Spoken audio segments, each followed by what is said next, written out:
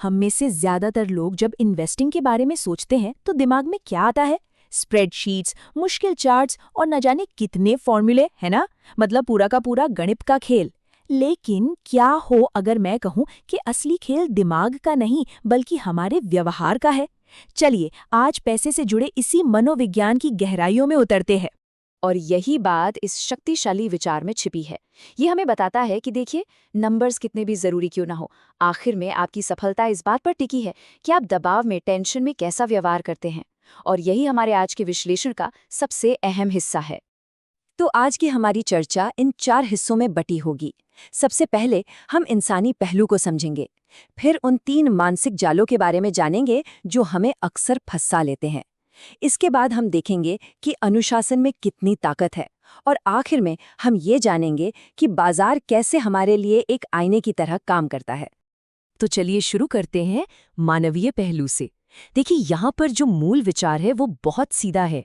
आप दुनिया के सबसे स्मार्टेस्ट एनालिस्ट हो सकते हैं, लेकिन अगर आप अपनी भावनाओं पर, अपने इमोशंस पर काबू नहीं रख सकते तो यकीन मानिए ये सब बेकार है। असल में जो बड़े बड़े निवेशक होते हैं ना, उनकी पहचान उनकी आईक्यू से नहीं बल्कि उनकी इमोशनल बैलेंस से होती है। ये एक कला है, मुश्किल से मुश्किल समय में शांत रहने की और अपनी बनाई हुई स्ट्रैटेजी पर डटे रहने की।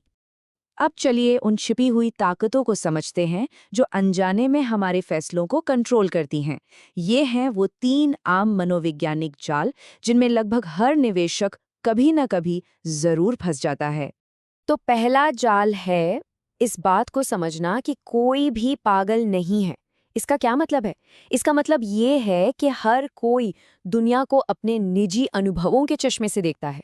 तो जो फैसला किसी एक के लिए बिल्कुल बेवकूफ़ी भरा लग सकता है, वही फैसला दूसरे के लिए उसके अपने हालात में पूरी तरह से सही हो सकता है। और ये जो हमारा नज़रिया है, ये कई चीज़ों से बनता है, जैसे कि हमारी उम्र क्या है, हमारी इनकम कितनी स्थिर है, हमारा कल्चर कैसा है और हमारे अपने फाइनेंशियल गोल्स क्या हैं। ये सब मिलकर पैसे को लेकर हमारे नज़रिए को एक आकार देते हैं। ये टेबल इस फर्क को बिल्कुल साफ दिखाता है। सोचिए, एक 25 साल का नौजवान है, वो ग्रोथ के लिए ज्यादा जोखिम उठा सकता है। वहीं एक 60 साल का व्यक्ति अपनी जमा पूंजी को सुरक्षित रखना चाहेगा। अब बताइए, क्या दोनों में से कोई गलत है? नहीं, वो बस अलग अलग खेल खेल रहे हैं। दूसरा जाल है तर्क संगत से ज्यादा व्यावहारिक होने के फर्क को समझना। देखिए, जो स्ट्रैटेजी कागज पर सबसे अच्छी दिखती है ना, वो असल दुनिया में अक्सर फेल हो जाती है। क्यों? क्योंकि हम इंसान हैं, रोबोट नहीं। एक ऐसी स्ट्रैटेजी जिसे आप लंबे समय तक निभा सके, वो एक परफेक्ट स्ट्रैटेजी से कहीं बेहतर है जिसे आप पहली मुश्किल आते ही छोड़ दें। एक तरफ है तर्क संगत यानी रैशनल नजरिया, जो सिर्फ और सिर्फ रिटर्न्स पर फोकस करता है, और दूसरी तरफ है व्यावहारिक यानी रीजनेबल नजरिया, जो इस बात को समझता है कि इंसान की भावनाओं की भी एक सीमा होती है। ये ऐसी स्ट्रैटेजी बनाता है जिससे रात को चैन की नींद आ सके। और पता है, यही वो व्यवहारिक पूर्वाग्रह हैं, ये बायसेस, जो हमें पूरी तरह से तर्कसंगत होने से रोकते हैं। जैसे कि फायदे से ज्यादा नुकसान का डर, जिसे लॉस एवर्जन कहते हैं, या अपनी क्षमताओं पर जरूरत से ज्यादा भरोसा यानी ओवर कॉन्फिडेंस, और केवल वही जानकारी खोजना जो हमारी सोच से मेल खाती हो, जिसे कहते हैं कन्फर्मेशन बायस। और अब आता है तीसरा जाल, कार में बैठा आदमी का विरोधाभास। ये असल में सामाजिक तुलना के बारे में है। हम अक्सर दूसरों की दौलत का अंदाजा कैसे लगाते हैं? उनकी महंगी कारों से, उनके बड़े घरों से, मतलब उनके खर्चों से। लेकिन असली दौलत वो है जो दिखाई नहीं देती, उनकी बचत, उनके इन्वेस्ट। जरा सोचिए, आप सड़क पर हैं और आपके बगल से एक नई चमचमाती लग्जरी कार निकलती है। आपके मन में सबसे पहले क्या ख्याल आता है? आप उस कार की तारीफ करते हैं या उस इंसान की जिसने उसे खरीदा है? हम कार की तारीफ करते हैं, उस खर्च की तारीफ करते हैं। हम उस इंसान की बचत या निवेश के बारे में एक पल भी नहीं सोचते। और यही तो विरोधाभास है। हम गलत चीजों की तारीफ करते हैं और यही सोच हमें फाइनेंशियली गलत रास्ते पर ले जा सकती है। तो सवाल ये है कि इन जालों से बचें कैसे? इसका जवाब हमारे तीसरे हिस्से में है, अनुशासन का लाभ। मतलब अपनी भावनाओं पर काबू पाने के लिए एक सिस्टम, एक ढांचा तैयार करना।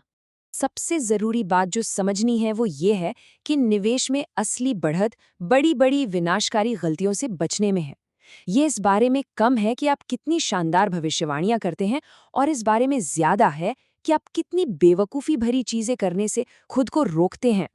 इसके लिए कुछ बहुत ही प्रैक्टिकल कदम उठाए जा सकते हैं। जैसे अपनी एक पर्सनल इन्वेस्टमेंट पॉलिसी बनाइए और उसे लिख लीजिए। जहां भी मुमकिन हो अपने निवेश को ऑटोमेट कर दीजिए ताकि इमोशंस बीच में ना आए। हमेशा गलतियों की थोड़ी गुंजाइश रखिए और सबसे जरूरी, दूसरों की देखा देखी और बाजार के शोर शराबे से खुद को बचाइए। और हमेशा याद रखिए, सबसे अच्छी निवेश रणनीति वो नहीं जो सबसे ज्यादा रिटर्न दे, बल्कि वो है जिसके साथ आप दशकों तक टिके रह सकते हैं।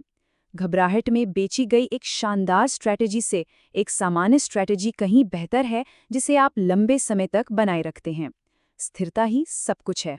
और अब हम आते हैं अपने अंतिम और शायद सबसे गहरे सबक पर। बाजार एक आईना है। ये सिर्फ देश की अर्थव्यवस्था का नहीं, बल्कि आपके अपने मनोविज्ञान का भी एक प्रतिबिंब है। ये लाइन इस पूरे विचार को बहुत खूबसूरती से बताती है। बाजार को इस बात से कोई फर्क नहीं पड़ता कि आपका आईक्यू कितना है। वो तो बस ये परखता है कि आप डर और लालच के सामने कैसे टिक पाते हैं। आपके निवेश के जो नतीजे हैं वो असल में इन गुणों को दिखाते हैं। आपका धैर्य, आपके अहंकार पर आपका नियंत्रण, मुश्किल समय में टिके रहने की आपकी क्षमता और दूसरों की सफलता से ईर्ष्या न करने की आपकी शक्ति। तो अगली बार जब अपने निवेश को देखें तो सिर्फ नंबरों पर ध्यान मत दीजिए। रुकिए और खुद से ये सवाल जरूर पूछिए, बाजार मेरे बारे में, मेरे स्वभाव के बारे में क्या दर्शा रहा है? नमस्ते। आज हम इस बात पर गौर करेंगे कि फाइनेंशियल सक्सेस के पीछे की असली कहानी क्या है, जो हमें अक्सर बताई जाती है उससे थोड़ी अलग।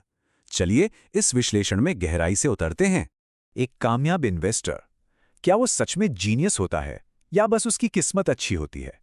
ये एक ऐसा सवाल है जो इन्वेस्टमेंट की दुनिया की सबसे बड़ी धारणाओं को सीधी चुनौती देता है। देखिए, हमें ना इन्वेस्टमेंट के बारे में एक बहुत सिंपल सी कहानी सुनाई जाती है कि भाई स्किल है तो जीत है। पर सच कहूं तो असलियत इससे कहीं ज्यादा कॉम्प्लेक्स है और ज्यादा मजेदार भी।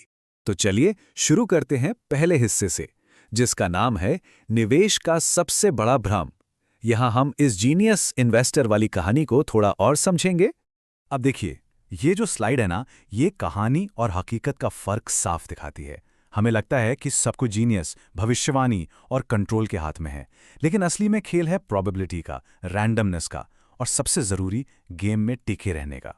हमारी सोच में जो सबसे पहला धोखा होता है वो है सर्वाइवरशिप बायस। होता क्या है कि हम सिर्फ जीतने वालों को देखते हैं और मान लेते हैं कि अरे वाह क्या स्किल है। हम उन लोगों को भूल ही जाते हैं जो फेल हो गए, क्योंकि वो तो दिखाई नहीं देते। और फिर आता है दूसरा धोखा, नैरेटिव फैलेसी। मतलब हम मुश्किल चीजों को समझने के लिए ना आसान सी कहानियां बना लेते हैं। इससे ऐसा लगने लगता है कि जो हुआ वो तो होना ही था, जबकि वो सिर्फ एक रैंडम नतीजा था। तो अगर जीनियस वाली बात एक भ्रम है, तो फिर सच क्या है? यहीं से हम आते हैं अपने दूसरे हिस्से पर, एक सिक्के के दो पहलू, किस्मत और जोखिम। देखिए, किसी भी इन्वेस्टमेंट का नतीजा ना इस सिंपल से फॉर्मूले पर टिका होता है। आपकी स्किल गुणा मार्केट में आपकी मौजूदगी और गुणा रैंडमनेस, यानी कुछ भी हो सकता है। स्किल आपको दिशा दिखा सकती है, पर रैंडमनेस तय करती है कि नतीजा कितना बड़ा होगा और कब मिलेगा। इसको एक एग्जाम्पल से समझते हैं। मान लीजिए दो इन्वेस्टर हैं, दोनों की स्किल एकदम बराबर। एक ने अपना फंड तब शुरू किया जब मार्केट ऊपर जा रहा था और सब उसे जीनियस कहने लगे। दूसरे ने मंदी से ठीक पहले शुरू किया और उसे फेलियर मान लिया गया। यहां स्किल नहीं, किस्मत ने खेल कर दिया। तो यहाँ सबसे बड़ा सबक क्या है? वो ये कि इन्वेस्टमेंट में ना शॉर्ट टर्म के नतीजे अक्सर धोखा देते हैं। हमें नतीजों पर नहीं, बल्कि इस बात पर ध्यान देना चाहिए कि फैसले लेने का तरीका कितना सही था। अब चलते हैं अगले हिस्से पर, फैट टेल्स से जीतना। ये एक ऐसा कॉन्सेप्ट है जो इन्वेस्टमेंट की पूरी स्ट्रैटेजी को बदल सकता है। और ये स्लाइड इसे बहुत अच्छे से दिखाती है। देखिए, मार्केट के ज्यादातर रिटर्न कुछ गिने चुने बहुत बड़े विनर्स से आते हैं। इन्हीं को कहते हैं फैट टेल्स। ज्यादातर इन्वेस्टमेंट तो बस छोटा मोटा फायदा या नुकसान देते हैं, पर कुछ ही ऐसी बड़ी सफलताएं होती हैं जो पूरे पोर्टफोलियो को आसमान पर ले जाती हैं। तो फिर इसकी स्ट्रैटेजी क्या बनती है? पहली चीज, डाइवर्सिफिकेशन। मतलब अपने निवेश को फैलाओ ताकि उन रेयर विनर्स को पकड़ने का चांस बढ़े। दूसरी चीज, पेशेंस, क्योंकि इन बड़ी जीतों में टाइम लगता है। और तीसरी, इस खेल के एसिमेट्री को समझिए। नुकसान लिमिटेड है पर मुनाफा अनलिमिटेड हो सकता है। ये पूरी सोचना इस एक लाइन में सिमट जाती है। आपको हर बार सही होने की जरूरत नहीं है, आपको बस एक बार बहुत बड़ा सही होना है, क्योंकि एक बड़ी जीत कई छोटी-मोटी गलतियों पर भारी पड़ जाती है। और ये हमें सबसे जरूरी नियम तक ले आता है, हमारा चौथा हिस्सा, सर्वाइवल करना, मतलब गेम में टिके रहना। लंबी सफलता का सबसे बड़ा सीक्रेट यही है कि आप बर्बाद होने से बचें। मान लीजिए किसी इन्वेस्टमेंट में 50% का लॉस हो गया। अब वापस वहीं पहुंचने के लिए कितना गेन चाहिए होगा? जवाब है 100%। जी हां, पूरा डबल। ये छोटा सा गणित दिखाता है कि बड़े नुकसान से बचना कितना जरूरी है। तो बर्बादी से कैसे बचें? कुछ सिंपल रूल्स हैं। कम से कम उधार का इस्तेमाल करें, हमेशा कुछ कैश हाथ में रखें, अपने पोर्टफोलियो को डाइवर्सिफाई करें और किसी एक ही जगह पर बहुत ज्यादा पैसा ना लगाएं। यह है आपका मार्जिन ऑफ सेफ्टी। क्योंकि बात बहुत सीधी है पर बहुत गहरी भी। अगर आप गेम से ही बाहर हो गए तो फिर कंपाउंडिंग का जादू आपके लिए काम नहीं कर सकता। अब आते हैं हमारे आखिरी हिस्से पर, जो इन सारे आइडियाज को एक साथ जोड़ता है। लंबे समय तक टिके रहना ही असल जीत है। यहां दो तरह के इन्वेस्टर हैं। एक है स्प्रिंटर, जो तेज भागता है, बड़े बड़े दांव लगाता है, बहुत ज्यादा रिस्क लेता है। उसे कुछ टाइम के लिए जबरदस्त कामयाबी मिलती है, पर आखिर में सब कुछ गंवाने का खतरा हमेशा बना रहता है। और दूसरा है मैराथनर, जो डाइवर्सिफिकेशन और सेफ्टी के साथ धीरे धीरे लगातार चलता है। उसका नतीजा, बिना रुकावट के कंपाउंडिंग और लंबे समय में हमेशा मैराथनर ही जीतता है। तो पूरा सिस्टम क्या है? सबसे पहले मार्केट के उतार चढ़ाव में सर्वाइव करो, फिर उन बड़े एसिमेट्रिक मौकों को पकड़ो और आखिर में कंपाउंडिंग को अपना काम करने दो। और आखिर में ये सबसे बड़ा सबक है, इन्वेस्टमेंट में एरोगेंस या अहंकार आपको बर्बादी के करीब ले जाता है, जबकि ह्यूमिलिटी यानी विनम्रता आपको गेम में टिकाए रखती है। तो असल सवाल ये नहीं है कि सबसे स्मार्ट कौन है, असल सवाल ये है कि कौन इस अनिश्चितता को समझकर सबसे लंबे समय तक मैदान में टिका रह सकता है। चलिए आज बात करते हैं फाइनेंस की उस सबसे ताकतवर शक्ति की जिसे कंपाउंडिंग कहते हैं। सोचिए, क्या हो अगर दौलत बनाने की सबसे बड़ी ताकत ही वो हो जिसे लोग सबसे ज्यादा गलत समझते हैं। चलिए आज एक ऐसे ही कॉन्सेप्ट में गहरे उतरते हैं जो सुनने में भले ही थोड़ा धीमा लगे, पर इसके नतीजे हैरान करने वाले हो सकते हैं। तो हमारा पहला हिस्सा है धीमे गति की महाशक्ति। सवाल यह है कि कंपाउंडिंग इतना उलझा हुआ क्यों लगता है? देखिए, ये दौलत बनाने का सबसे अहम जरिया है, लेकिन कमाल की बात यह है कि ज्यादातर लोग इसे ठीक तभी छोड़ देते हैं जब इसकी असली ताकत दिखनी शुरू होने वाली होती है। तो कंपाउंडिंग है क्या? सीधी सी भाषा में ये वो प्रक्रिया है जहां आपके रिटर्न पर भी रिटर्न मिलने लगता है। मतलब पैसा खुद पैसा बनाता है, और इससे जो ग्रोथ होती है वो समय के साथ तेज और तेज और तेज होती जाती है। और इस खेल में सबसे जरूरी चीज काबिलियत नहीं बल्कि समय है। इसे एक उदाहरण से समझते हैं। मान लीजिए सालाना 12% का एक साधारण सा रिटर्न मिल रहा है। शुरुआत में ये बहुत धीमा लगता है ना? चलिए देखते हैं कि अलग अलग टाइम पर इसका असर कैसा होता है। अच्छा, तो 5 साल बाद क्या होता है? करीब 76% का फायदा। ठीक ठाक है, पर ऐसा भी नहीं है कि जिंदगी बदल जाए। और बस यहीं पर ज्यादातर लोग अपना सब्र खो देते हैं। अब थोड़ा आगे चलते हैं, 20 साल बाद देखते हैं। अब तस्वीर पूरी तरह बदल चुकी है। जो पैसा लगाया था वो अब लगभग 9.5 गुना हो चुका है। और अब असली जादू देखने के लिए तैयार हो जाइए। 40 साल बाद वही पैसा 93 गुना बढ़ चुका है। ये इतनी जबरदस्त ग्रोथ है कि अब हर साल का मुनाफा शुरुआत में लगाए गए पूरे पैसे से भी ज्यादा है। सोचिए जरा। तो ये तो साफ है कि कंपाउंडिंग काम करती है, लेकिन इससे जुड़ा एक और अहम पहलू है, अमीर बनना और अमीर बने रहना। ये दो बिल्कुल अलग अलग खेल हैं, और दोनों के लिए सोच और तरीके भी एकदम अलग चाहिए। देखिए, अमीर बनने के लिए अक्सर लोग बड़े जोखिम लेते हैं, आशावादी होते हैं और मौकों पर दांव लगाते हैं। लेकिन एक बार दौलत बन जाए तो उसे बनाए रखने के लिए विनम्रता और जोखिम को कंट्रोल करना जरूरी हो जाता है। तब फोकस ज्यादा से ज्यादा ग्रोथ पर नहीं बल्कि अपनी पूंजी को बचाने पर होता है, ताकि वो कंपाउंडिंग का इंजन बिना रुके चलता रहे। तो ये कंपाउंडिंग का इंजन चलता कैसे रहेगा? इसे रोकने वाली चीजें भी तो हैं। चलिए अब बात करते हैं कंपाउंडिंग किलर्स की, यानी उन दुश्मनों की जो इस पूरी प्रक्रिया को तबाह कर सकते हैं। इसे ऐसे समझिए कि कोई पहाड़ पर चढ़ रहा है। हर रुकावट उसे वापस जमीन पर लाकर पटक देती है। कंपाउंडिंग की ताकत के लिए बिना रुके चलते रहना जरूरी है। जरा सी भी रुकावट आई और खेल फिर से शुरू हो जाता है। तो कौन है ये दुश्मन? जैसे बाजार गिरा तो डर के मारे सब बेच देना, या फिर बहुत ज्यादा खरीद फरोख्त करना। कभी कभी लोग कर्ज लेकर मुसीबत में फंस जाते हैं, या फिर अपनी लाइफस्टाइल के खर्चे पूरे करने के लिए पैसा निकाल लेते हैं। ये सारी आदतें उस खूबसूरत ग्रोथ वाली लाइन को तोड़कर वापस जीरो पर ले आती हैं। तो इन दुश्मनों से बचने का तरीका क्या है? यहीं पे आता है हमारा अगला मुद्दा, धैर्य। ये वो गुप्त हथियार है जिसे लोग अक्सर नजरअंदाज कर देते हैं, लेकिन असल में यही सबसे ताकतवर चीज है। देखिए, धैर्य का मतलब हाथ पर हाथ धरकर बैठना नहीं है। ये एक सोची समझी रणनीति है।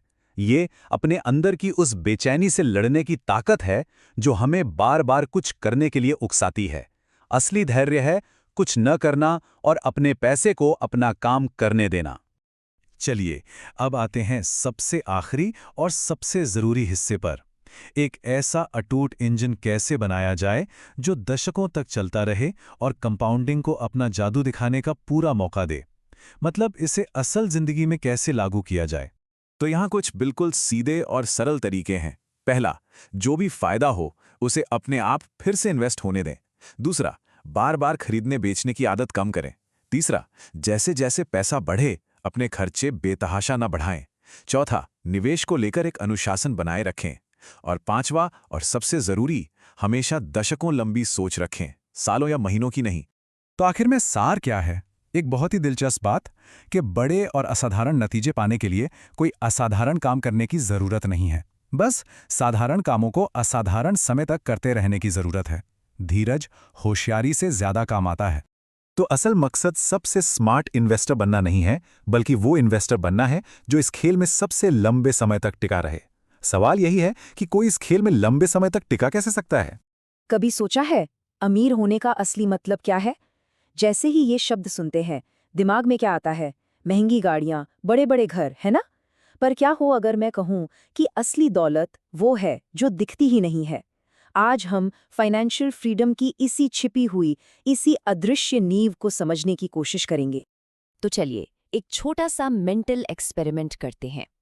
एक अमीर इंसान के बारे में सोचिए। क्या दिखता है? उनकी लाइफस्टाइल, उनके पास जो चीजें हैं वो, या फिर कुछ और, कुछ गहरा? ज्यादातर लोगों के दिमाग में यही आता है ना? एक लग्जरी कार, एक आलीशान बंगला, महंगे डिजाइनर कपड़े। ये वो सिंबल्स हैं जिन्हें सोसाइटी हमें सक्सेस के तौर पर दिखाती है। और हाँ, इन्हें देखना बहुत बहुत आसान है। और बस यहीं से मामला थोड़ा दिलचस्प हो जाता है, क्योंकि जो हम देखते हैं ना, वो अक्सर पूरी कहानी होती ही नहीं है। असल में कई बार तो ये हमें सच्चाई से कोसों दूर ले जाता है। इसको ऐसे समझिए, एक चमचमाती महंगी कार सबका ध्यान खींचती है, राइट? पर वो कार ये नहीं बताती कि उसे खरीदने के लिए कितना बड़ा लोन लिया गया है। वो सिर्फ खर्चा दिखाती है, किसी की असली नेटवर्थ नहीं। नेटवर्थ मतलब सारे एसेट्स में से सारी लायबिलिटीज घटाकर जो बचा। सच्ची दौलत तो वो है जो खर्च करने के बाद बचती है, और वो दिखती नहीं है। तो सवाल ये है कि अगर दौलत वो नहीं है जो दिखती है, तो फिर वो है क्या? चलिए फाइनेंशियल इंडिपेंडेंस के इसी छुपे हुए इंजन को डिकोड करते हैं। देखिए, असली दौलत उन एसेट्स में छिपी है जिन्हें खर्च नहीं किया गया। ये एक बगीचे की तरह है जिसे आप चुपचाप बिना किसी को दिखाए सींच रहे हैं। स्टॉक्स, बॉन्ड्स, रियल एस्टेट, ये सब पर्दे के पीछे आपके लिए काम कर रहे हैं। ये वो पैसा है जो आपको चॉइसेस देता है, आज़ादी देता है, न कि ऐसी लायबिलिटीज जो सिर्फ दूसरों की जलन का कारण बने। अगर इस पूरी बातचीत से एक बात याद रखनी हो तो वो ये है, इनकम किसी को अमीर नहीं बनाती, सेविंग्स रेट बनाती है। असली खेल इस बात का है कि कमाए हुए पैसों में से कितना बचाया जाता है और उसे काम पर लगाया जाता है। असली दौलत वो तो चुपचाप बढ़ती है, उसे शोर मचाने की जरूरत नहीं होती। तो फिर सवाल उठता है कि इस अदृश्य पैसे को इकट्ठा करने का असली मकसद क्या है? क्या सिर्फ बैंक में एक बड़ा सा नंबर देखना? नहीं, इसका असली इनाम, इसका असली डिविडेंड कुछ बहुत बड़ा है। तो क्या है वो इनाम? वो है कंट्रोल। चीजें नहीं, कंट्रोल। अपने टाइम पर कंट्रोल, अपनी चॉइसेस पर कंट्रोल। ये वो आज़ादी है कि जब कोई अनएक्सपेक्टेड अपॉर्चुनिटी आए तो उसे हाँ कहा जा सके। और ये वो सुकून है, ये जानने का कि कोई इंसान किसी नौकरी या सोसाइटी के दबाव का गुलाम नहीं है। जरा सोचिए, दुनिया के कई सबसे कामयाब लोग अपनी दौलत का दिखावा नहीं करते। उन्हें असली खुशी उनके पैसे से मिलने वाले कंट्रोल से मिलती है। वो जानते हैं कि असली लग्जरी क्या है। असली लग्जरी है हर सुबह उठकर ये कह पाना, आज मैं वो कर सकता हूँ जो मैं करना चाहता हूँ। चलिए इसी आइडिया को एक कहानी से समझते हैं। दो इन्वेस्टर्स की कहानी जिनकी सोच बिल्कुल अलग है, और देखते हैं कि लंबे समय में उनके साथ क्या होता है। तो मिलिए हमारे दो इन्वेस्टर्स से। एक तरफ है इन्वेस्टर ए, द स्पेंडर। इन्हें हमेशा लेटेस्ट गैजेट्स और नई गाड़ियों के साथ देखा जाता है क्योंकि इनके लिए सोशल स्टेटस ही सब कुछ है। और दूसरी तरफ है इन्वेस्टर बी, द अक्यूमुलेटर। ये अपनी इनकम से कम में गुजारा करते हैं और हर महीने चुपचाप जो पैसा बचता है उसे रीइन्वेस्ट कर देते हैं। इन्हें इस बात से कोई फर्क नहीं पड़ता कि दूसरे क्या कर रहे हैं। और अब देखिए नतीजा। 30 साल बाद इन्वेस्टर बी की नेटवर्थ इन्वेस्टर ए से 10 गुना ज्यादा है। 10 गुना। क्यों? क्योंकि इन्वेस्टर ए का सारा पैसा दिखने वाली चीजों पर खर्च हो गया जो शायद लोन पर थी। वहीं इन्वेस्टर बी का अदृश्य पैसा, वो चुपचाप बढ़ता रहा और उनका पैसा उनके लिए और पैसा कमाता रहा। यही तो है कंपाउंडिंग का जादू। तो इस पावरफुल फिलॉसफी को असल जिंदगी में कैसे उतारा जाए? चलिए कुछ प्रैक्टिकल स्टेप्स पे नजर डालते हैं। सबसे जरूरी सबक, मेटा लेसन ये है, पैसे को एक ट्रॉफी की तरह नहीं, एक टूल की तरह देखना है। इसका असली काम है आज़ादी, ऑप्शंस और फ्लेक्सिबिलिटी खरीदना, दिखावा करना नहीं। तो ये होगा कैसे? इसके 4 आसान से नियम हैं। पहला, प्रेजर्वेशन को प्रायोरिटी दे, मतलब इनकम बढ़ने के साथ साथ अपने खर्चे तेजी से न बढ़ाएं, जिसे लाइफस्टाइल इन्फ्लेशन कहते हैं। दूसरा, फ्लेक्सिबिलिटी पर जोर दें, मतलब हमेशा कुछ कैश हाथ में रखें ताकि कोई मौका आए तो उसे पकड़ सके। तीसरा, अपनी नेटवर्थ को ट्रैक करें, न कि स्टेटस सिंबल्स को। और आखिर में, पीयर प्रेशर को रेजिस्ट करें। अपने गोल्स के लिए सिस्टम बनाएं, दूसरों को इम्प्रेस करने के लिए नहीं। ये बात बहुत गहरी है।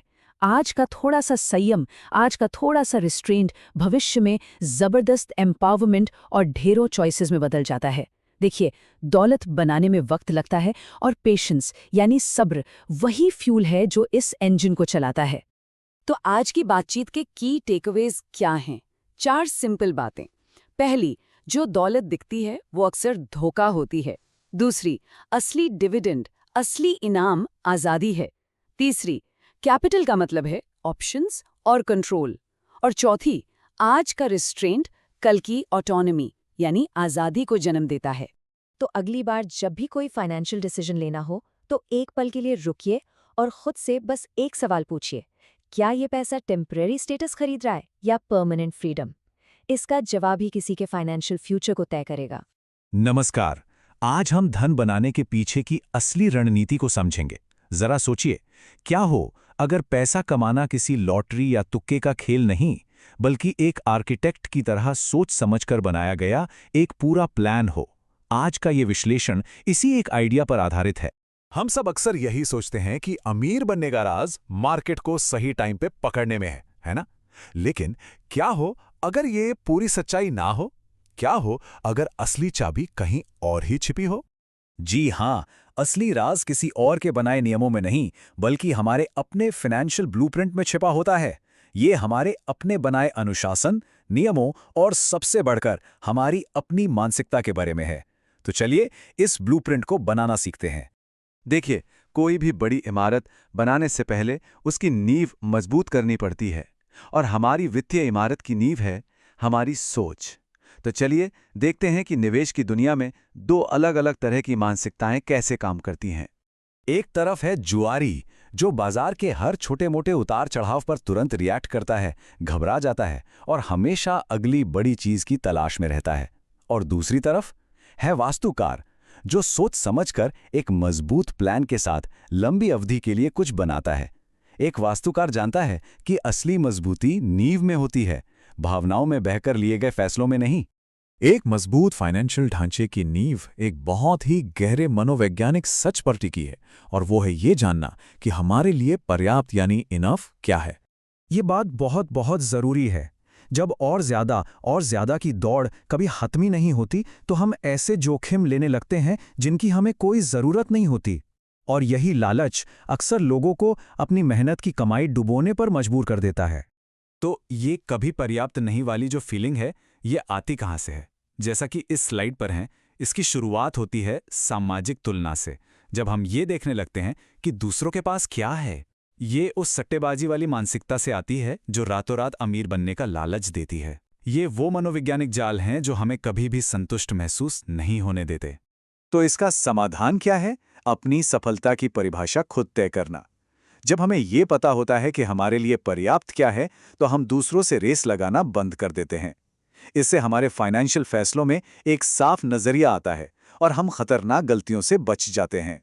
अच्छा, तो अब जब मानसिकता सही हो गई है तो चलिए उस सबसे ताकतवर टूल के बारे में बात करते हैं जो पूरी तरह हमारे कंट्रोल में है, और वो है हमारी बचत दर, यानी सेविंग्स रेट। जरा इस स्लाइड पर एक नजर डालिए। ये चार्ट बिल्कुल साफ साफ दिखाता है कि सेविंग्स रेट में एक छोटा सा फर्क भी लंबे समय में कितना बड़ा अंतर पैदा कर सकता है। सिर्फ 10% की बचत दर के मुकाबले 25% की दर से बचत करने वाला इंसान कई गुना ज्यादा दौलत जमा कर लेता है। यह है कंपाउंडिंग की ताकत, जिसकी शुरुआत एक अच्छी बचत दर से होती है। तो असरदार तरीके से बचत कैसे करें? इसके 4 सीधे सरल नियम हैं। पहला, अपनी कमाई का एक बड़ा हिस्सा बचाइए। दूसरा, हर महीने लगातार बचत कीजिए, चाहे रकम छोटी ही क्यों ना हो। तीसरा, जैसे जैसे आमदनी बढ़े अपने खर्चों को बहुत ज्यादा मत बढ़ने दीजिए। और चौथा, हमेशा अपनी कमाई का पहला हिस्सा बचत और निवेश के लिए अलग रखिए, खर्च के लिए नहीं। पैसा बचाना तो पहला कदम है, लेकिन अगला और उतना ही जरूरी कदम है उस बचाए हुए पैसे को समझदारी से काम पर लगाना। इसे कहते हैं कैपिटल एलोकेशन, यानी पूंजी का आवंटन। ये स्लाइड डाइवर्सिफिकेशन के कॉन्सेप्ट को दिखाती है। जैसा कि इस डोनट चार्ट में दिख रहा है, अपना सारा पैसा एक ही जगह लगाने की बजाय उसे अलग अलग एसेट क्लास जैसे कि स्टॉक, बॉन्ड और रियल एस्टेट में बांटना बेहद जरूरी है। ये किसी एक जगह पर होने वाले बड़े नुकसान से हमें बचाता है। इसका एक सबसे जरूरी सिद्धांत है जोखिम और इनाम का संतुलन। इसका सीधा सा मतलब है सिर्फ उतना ही जोखिम लें जितना आप आराम से उठा सकते हैं। ज्यादा रिटर्न के लालच में अपनी सारी पूंजी किसी एक जोखिम भरी जगह पर झोंक देना एक वास्तुकार का नहीं बल्कि एक जुआरी का काम है। हमारे पास एक बेहतरीन प्लान हो सकता है, एक मजबूत ब्लूप्रिंट हो सकता है, लेकिन एक चीज है जो इस पूरे प्लान को बना भी सकती है और पूरी तरह बिगाड़ भी सकती है, और वो है हमारा अपना व्यवहार। एक पल के लिए सोचिए, एक परफेक्ट फाइनेंशियल प्लान में सबसे कमजोर हिस्सा क्या हो सकता है? टेक्नोलॉजी, बाजार या कुछ और? जवाब बहुत सीधा है, मानवीय भावना। डर और लालच हमारे सबसे बड़े दुश्मन हैं। यही वो चीजें हैं जो हमसे तब बिकवाती हैं जब हमें खरीदना चाहिए, और तब खरीदवाती हैं जब हमें इंतजार करना चाहिए। तो हम अपनी भावनाओं पर काबू कैसे पाएं? पहला, बाजार के शोर शराबे के आधार पर जल्दबाजी में अपने निवेश को न बदलें। दूसरा, बार बार खरीदने बेचने के लालच से बचें। तीसरा, अपने फाइनेंशियल फैसलों को हमेशा अपनी भावनाओं से अलग रखें। और चौथा, अपने पोर्टफोलियो पर नजर रखें, लेकिन उसे हर मिनट देखने का जुनून ना पालें। चलिए अब इन सभी आइडियाज को एक साथ जोड़कर एक मास्टर प्लान बनाते हैं। एक ऐसा प्लान जो असल में फाइनेंशियल फ्रीडम का निर्माण करता है। ये है वो प्रैक्टिकल फ्रेमवर्क। पहला, तय करें कि आपके लिए पर्याप्त क्या है। दूसरा, बचत को अपनी पहली प्राथमिकता बनाइए। तीसरा, अपनी पूंजी को समझदारी से आवंटित करें। चौथा, नजर रखें लेकिन जुनून न पालें। पांचवां, अपने मुनाफे को दोबारा निवेश करें ताकि कंपाउंडिंग का जादू काम कर सके। और छठा, समय समय पर अपने प्लान की समीक्षा करें और जरूरत पड़ने पर उसमें छोटे मोटे बदलाव करें। और यही आज का सबसे बड़ा सबक है। फाइनेंशियल फ्रीडम कोई संयोग या किस्मत की बात नहीं है। ये एक इंजीनियरिंग प्रोसेस है जिसे सालों के अनुशासन, सही इरादे और सोची समझी कार्रवाई से बनाया जाता है, ठीक एक इमारत की तरह। तो अब ब्लूप्रिंट हमारे सामने है। सवाल ये नहीं है कि ये काम करता है या नहीं, क्योंकि ये करता है। असली सवाल ये है, इसका इस्तेमाल करके हम अपने लिए क्या बनाएंगे।